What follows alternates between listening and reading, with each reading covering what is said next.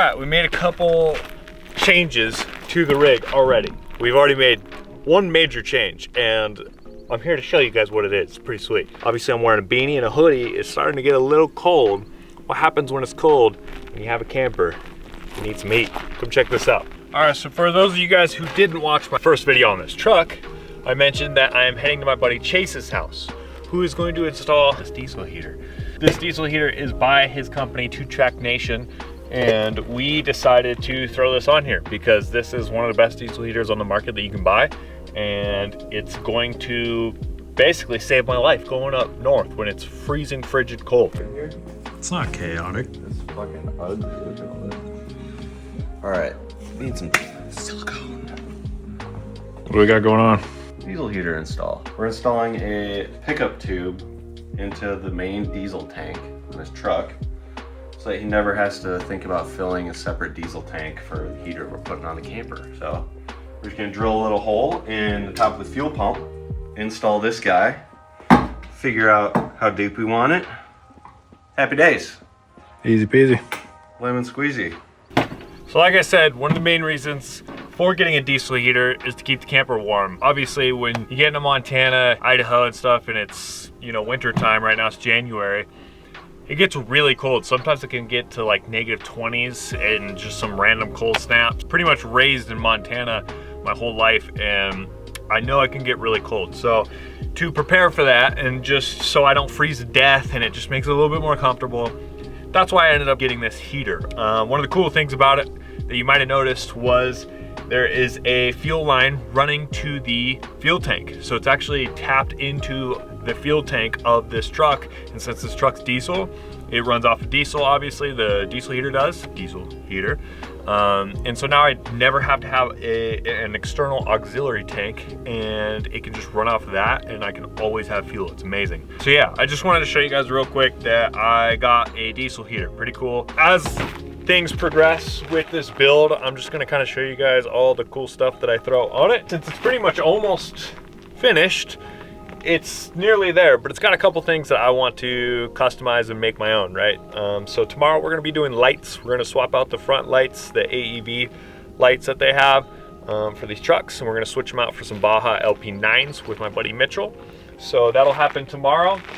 And tonight we are just chilling here at this camp spot. I am waiting for some folks to show up, Mish and Hollis. If you guys aren't familiar with them, you'll see them here shortly. It might be dark by the time they get here, but when they get here, we're gonna pop up a fire and we're all gonna hang out and just have a good night here camping. There's a lot of going on. There's a lot of stuff getting put onto this truck, and so I just wanted to put a little personal element into it, since I don't do that very often, because there's a lot of stuff that's getting prepared to be put on this rig, and it's going to take some time, and obviously it's going to take some time to get home as well. So we got a lot of weeks ahead of us. We've got a lot of adventures ahead of us. This is kind of just the very beginning, and we have so many things planned, so many things to do.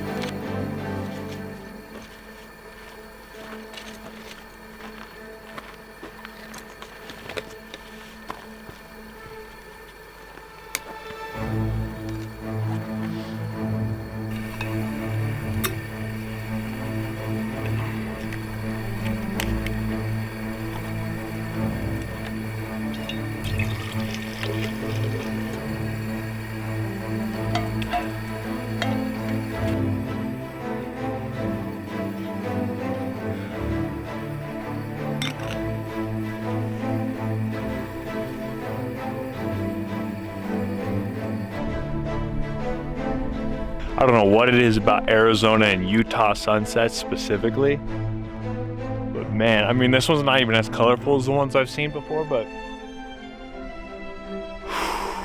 just look at it. I mean, just look at it.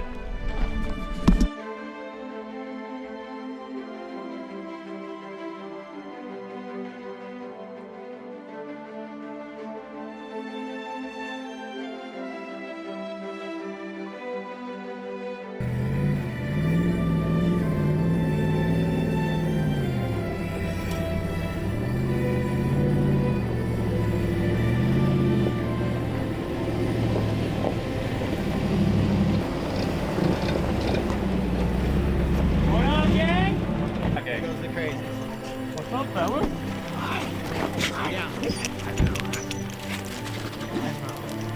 Oh shit. Okay, nothing on the tripod. I was like, oh shit, my dog. Oh, so easy to get over here. I know. One dude. person. I know. Is it normally When pretty it's- crazy? This time of year, it's not too bad. The weekends can get a little more crazy.